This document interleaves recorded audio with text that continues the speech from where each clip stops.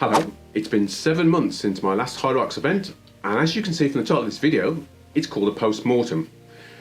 And that's because if you watch the video and you look at these photos, you'll see that even though they're professional photos by Sportograph, I look like I had to drag my half asleep body around the course. So in this video I'm going to talk you through the event, and at the end I'll reveal if I did in fact beat my previous attempt time. If you don't know what Hyrox is, you don't know what I'm talking about, then see the video above. But basically it's an indoor fitness event. It's held at various venues across the globe. It's a global event, and it consists of 8 1-kilometre runs, and intermingled with those runs is a workout between each run.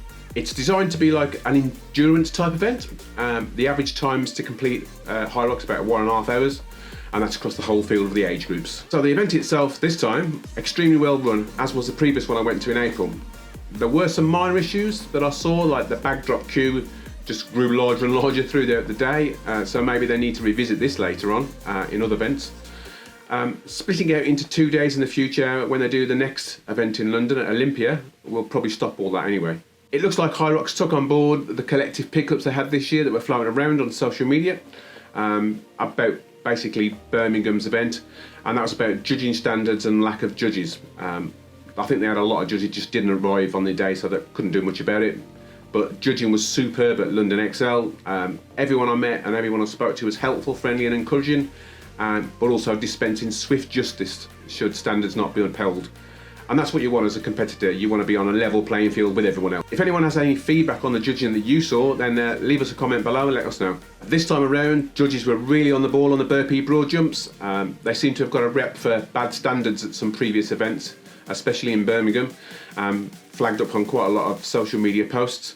But I noted several instances this time round, people being pulled up and told not to step forward, no shuffling, and also when they came round the end and did the next line of burpee broad jumps, they were ensuring your hands were behind the line before you could even drop down, and pulling people back if they weren't adhering to those standards as well. So well done to the judging. It was consistent throughout. No issues at any time while I was on the floor doing the event. Equipment's always ready, no shortage of anything. I did see some people having issues with attracting judges' attention on the row and on the ski, calling judges over to get their row and ski checked off. I've always wondered why Hyrox or Concept 2 haven't managed to implement some sort of red light, green light system. So there's something on the top of the machine, and then once the person who's on that machine completes the set distance, the 1 kilometre, a light changes to green, and the person can just literally leg it, and if they're obviously wrong, the judge could stop them.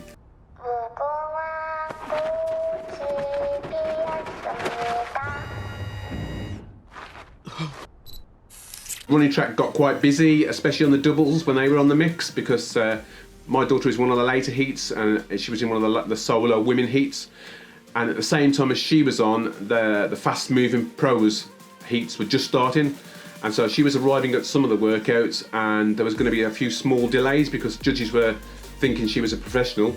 She wasn't, and trying to give her the heavier sandbags or pointing her towards the heavier kettlebells, and so I did see a few times that she just had to stop and explain to them that she was just on the solo one still. I wore a hydration pack this time around, same as Mark Lewis recommends. It's just the weight of that water on your back is completely outweighed by the mental boost. You can just take a sip whenever you want. You don't get that dry mouth, that camel's mouth of running around. So, and the slight time improvements as well, because you don't have to stop at the hydration station. So yeah, I thought it was well worth doing it. We registered on Friday at Wit Fitness Store, and that was really good. Went down there, and then when we finished that and got the registration all cracked off, we went to get some unlimited pizza in a restaurant with some friends. However, myself and Izzy both had a pint of Diet Coke with our meals. I didn't learn till the next day that Diet Coke's got loads more caffeine in than normal Coke, and so that wasn't probably a sensible thing to do, because it was probably 9-10 o'clock by the time we had the meal and we got our drinks, and so both of us didn't sleep a wink at all in the hotel all night.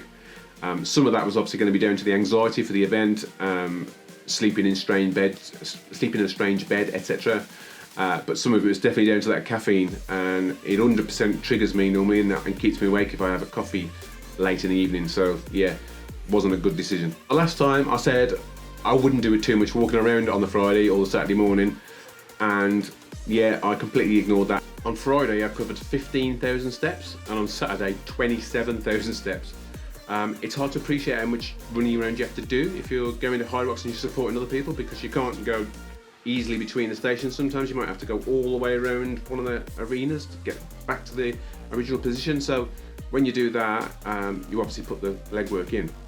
I think next time when I do it, I'll arrive just 1 hour prior to the event when I'm on, concentrate on that, and then turn my attention to spectating and helping out and looking after everybody else. So on to my performance, or lack of it. Why so slow?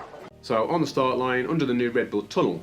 On the subject of the tunnel, there's been some chat on Facebook and Instagram about the whole sensory overload effect of now entering the tunnel. There's a countdown clock at the entrance, you're enclosed in, there's hype people in there, there's loud music. Personally, I loved it. It's a real incentive to get going. But some out there found the whole thing a little bit too much. One person I knew had a DNF because they just felt so overloaded by it all initially. And I can understand that, because it was quite in your face. So initially everything started off well. I wanted to maintain about a 5-minute pace on that first run and not get dragged into everybody else's race. And I came in at 4:59. I was having to force myself to hang back and let that adrenaline boost slowly emanate and dissipate through my body. So yeah, that all went on track and did the run exactly as I wanted to do. The ski erg felt fine as well. I used that as a recovery, and I was 2 seconds slower than April. Did the run, felt good again, and came back into the sled push. The sled push I was a minute up on last time. I didn't seem to have fatigued me as much, and the runs were okay this time as well.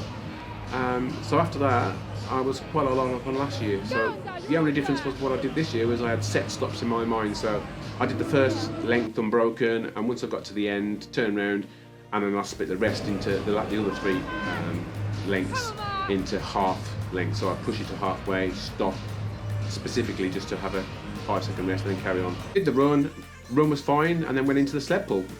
This didn't feel hard, but I was almost half a minute down here. I can only think that in April I did some hand over hand initially and then changed to a pull and step back routine, and I think that hand over hand is slightly faster, although it does obviously tax your grip more.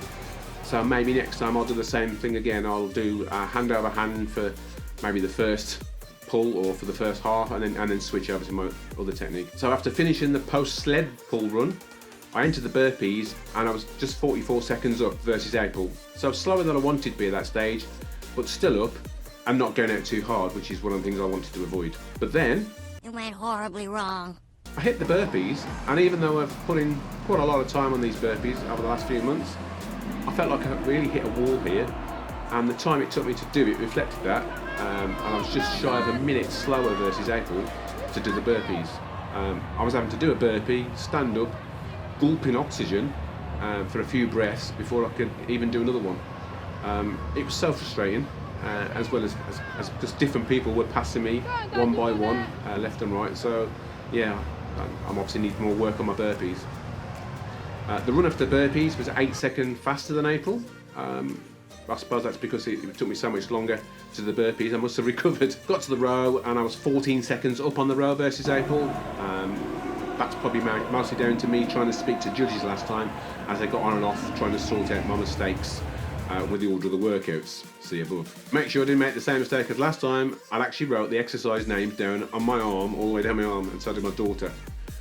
But I did take more note of the large screen and running track this time, and that really helped out. I think they actually changed the position of it, but yeah, I could actually see it this time, and I had a good idea of what I was doing every time. I was using the lap function on my watch like I did last time as well, so I made sure I didn't get any penalties throughout. Farmer's carry went to plan. Slightly annoyed myself as I had a very short single rest, and that cost me first in my age group by less than half a second. So well done whoever beat me. By the time I'd done the farmer's carry, I was about 2 minutes up. I was starting to now feel really fatigued though. I'm so tired. I took in about half a gel, which I've been carrying just after the rower, which is about all I could stomach when doing a big workout.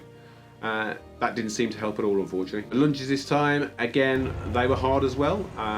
They took me over a minute longer this time versus April, so I lost time there as well, unfortunately. On the final run, I started to feel some tightness on my left Achilles, and so I took it steady, but by the time I came into the rock zone, I was actually limping a bit, and it got in my head. It wasn't really, really painful, but I just started thinking about it more.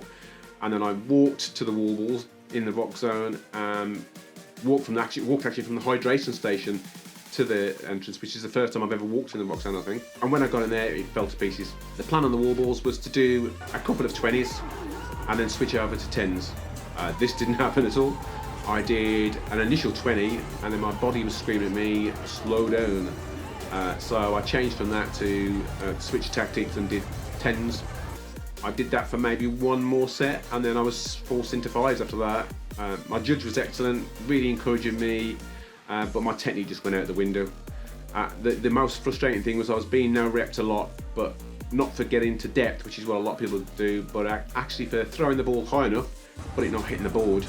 Or on the odd occasion, throwing the ball, but it hitting the board, but just not high enough. So yeah, really annoying and frustrating. Slowly but surely, I grown through the reps until finally I was in the last 21. My judge suggested, why don't you try 3 sets of 7s? I tried that, got a few no reps, but eventually finished the 100 wall balls. The wall balls this time took almost 2.5 minutes longer versus April, but it felt even longer than that. Eventually crossed the line at 1 hour, 35 and 58 seconds.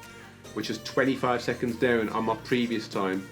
Taking into account I actually had penalties last time as well. The only positive I could muster at the time was I'd got no penalties. I've dug into the stats and I can't really see what caused my issues. I didn't go out too hot. By the time I got to the burpees, I was just over a minute up versus each split last time, so actually behind what I was aiming for. I think I fueled myself sufficiently, had loads of carbs for the few days leading up to it, hydrated enough beforehand as well, and obviously had a drink on my back when I needed it. So I don't think it was a nutrition or a hydration issue. This really only leaves undertraining or incorrect training and or illness. Were you ill? The latter might be possible. On the Thursday prior to the weekend, I woke up with a banging headache, feeling rough, tickly throat, and then started getting really stressed, thinking, oh my God, I'm gonna have to pull out. Told my friend who was going up there about it as well, and then I thought, well, I'll just do what I can. So I did all the things you're supposed to for flu and cold. So I took a load of vitamins, vitamin C in, zinc. I think I had the First Defense nasal spray, everything you can do to try and get rid of it. And I'd had a really good night's sleep, so it wasn't able to do that either. So I went through that rest of that day, stressed, thinking I was going to have to pull out or not going to have to do it very well at all. Friday morning I still felt the same, but it didn't get any worse, and so I thought it wouldn't be a problem. And then, but since coming back, I've still felt like that, generally rough and not like 100%, so it's possible. You put on weight? I thought maybe weight might have played a part, but check that, and I'm in exactly the same weight this time as I was back in April, so I can't blame it on that either. If any of you out there know or think of any other reason why I could have had such a steep drop off on the event, let me know in the comments so I can try and rectify it for next time. So some of you already know, my daughter was also there doing her first ever Hyrox at the sweet 16 age and a few weeks. She may have been the youngest one there competing at London. I certainly had a lot of people come up to me and ask me what her age was, and many were going up to her and congratulating her for doing it, either just before the event and along the way as well. So thanks to anybody out there who encouraged her.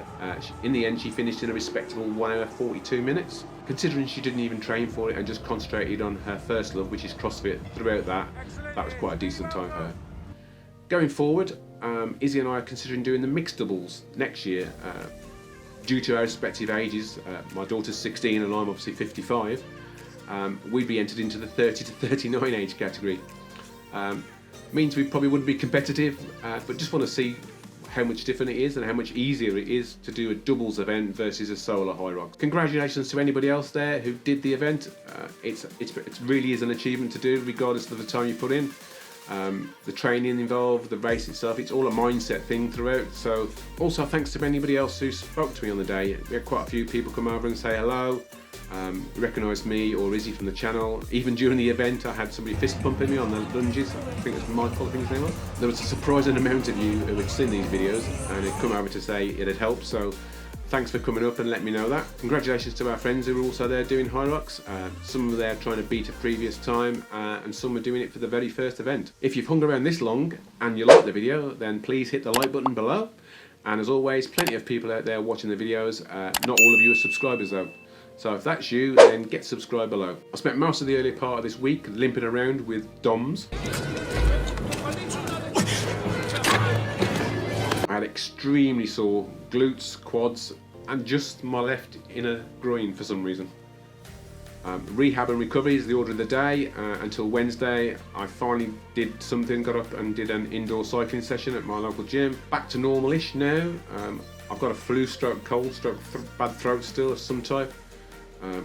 Wife thinks it's man flu obviously, but that may be so, but it might be something that I had last week, or even something that I picked up at Hyrox in an immune depleted state with thousands of people running around, sweaty bodies and sweat everywhere, exchanging bodily fluids on the equipment. It's not that kind of party. I'm looking forward to the next challenge now. In the short term, I'm considering there's a thing called the Concept 2 200k challenge, which runs until Christmas Eve, I think. Basically, it's 200,000 meters on any Concept 2 equipment. Mid-term, it's the CrossFit Open in February, so I'm really looking forward to getting back into CrossFit again. Actually missed it quite a lot and fell behind watching everybody move ahead. It's never-ending skill sets is the thing that attracts me. I'm extremely slowly ticking off my bucket list of those movements. I know CrossFit gets ribbed by quite a lot of people out there and comes across as too hard for others, but you can't beat the camaraderie of doing a CrossFit class and all the shared pain that comes through doing that workout together. Hope you enjoyed the video. If you're thinking about doing Hyrox or you're interested in anything to do with Hyrox, if you just look down there, there's a load of other videos I've done on the subject. See you in the next video.